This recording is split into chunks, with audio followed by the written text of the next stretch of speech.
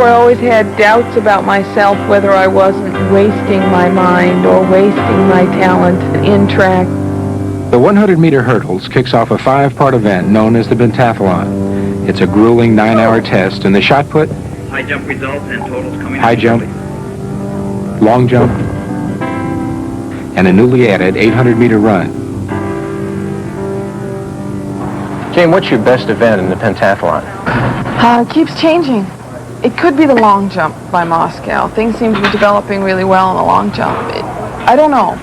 I would like that there's no best event. Unfortunately, you finished 21st in Munich, and then in Montreal you finished 7th. What have you learned from those two experiences that'll make a difference in Moscow in 1980?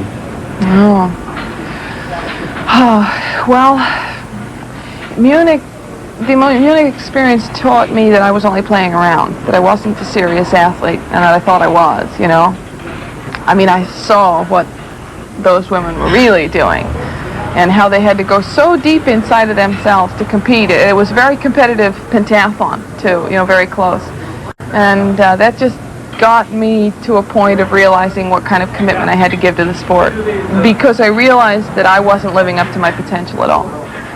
And Montreal, I think, just taught me that I thought I was experienced and I'm not. I'm sure there are a lot of people who think that every athlete psychs himself up before the competition. Well, I try very hard to psych myself down. I would say one of my biggest problems is that I become over-anxious.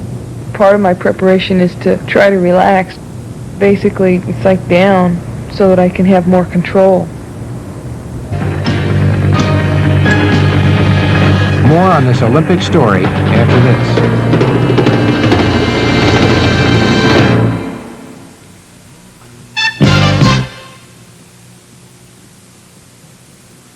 On a scorching 105-degree day, pentathlete Jane Fredericks' coach Sam Adams looks on. Sam Adams was my coach for 2 years. I still do his basic program. When I get to snags, where there are places that I feel that I need help, I always talk with Sam. He understands the mental attitude and the psyche of a multiple event. He should. Sam Adams is a former decathlete. First time I had any contact with her was at an international decathlon, pentathlon meet in Tallinn, Estonia. What I observed in the Tallinn meet was that she appeared to be doing drills rather than competing. She didn't have the concept that when you run a race, it's different from training. She's the type of a person who can do drills and do drills and do drills and do drills forever. But she does not need to go back and do tons of base work anymore.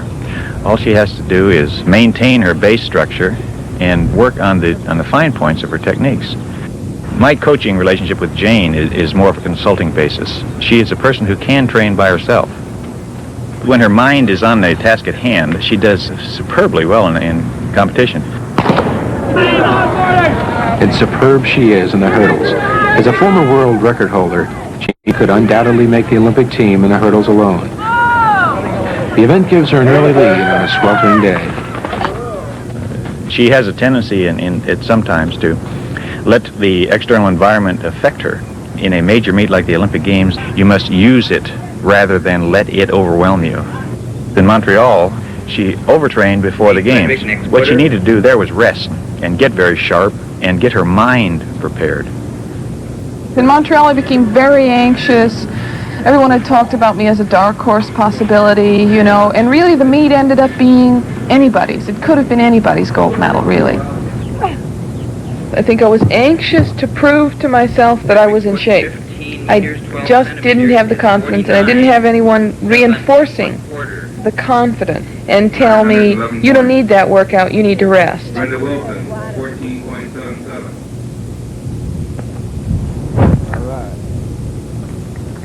I think the one thing is just to make sure that I get help from other people. In Moscow, I'll make sure that other people help me. Fiercely self-reliant, Jane's learned to accept the advice of others. Among those who understand her best is javelin thrower Kate Schmidt. there's a conflict in Jane that she's intensely proud of her development as an athlete in a human structure, but there isn't total acceptance in America of the fully developed female athlete, not only in her appearance, but in her success. And I think there is some definite conflict in Jane about that. I've been given a talent, and fortunately at a young age I discovered what it was, and it was athletic. I think I should develop that talent almost as a duty to what I've been given.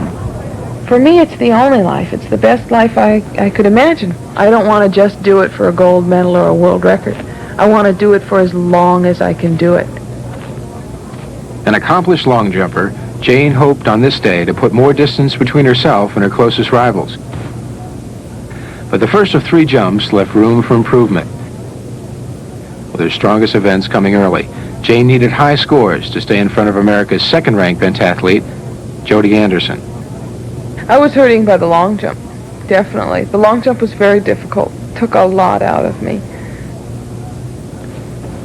And the long jump was to take even more from her than she suspected. Cut by her own spikes, Jane seeks first aid with her club coach and confidant, Tom Jennings.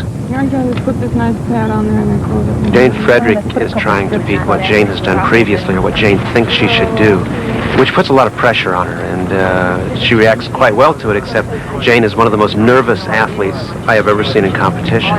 Didn't that third jump feel farther to you? Real further, but it's just that I kind of got discombobulated when I hit my hand and I didn't land right, so I kind of blew it. Jane has a great amount of mental control and physical control, and wants to be competitive herself. Achievements are based on what she thinks her own ability is, and not really competing against other people. Yet the question remains, will Jane ever win the big one? For me, Moscow has to be the point at which I peak, because there are lots of other reasons for me to do it at that meet. The exposure, the importance of the meet, the caliber of the competition, all of those things. It won't necessarily be the ideal conditions either. But the thing is that I'm choosing that day for all of those other reasons to peak.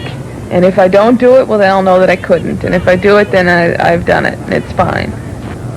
While she may be the world's best all-around track athlete, Jane admits she's overtrained and overpsyched herself in the past.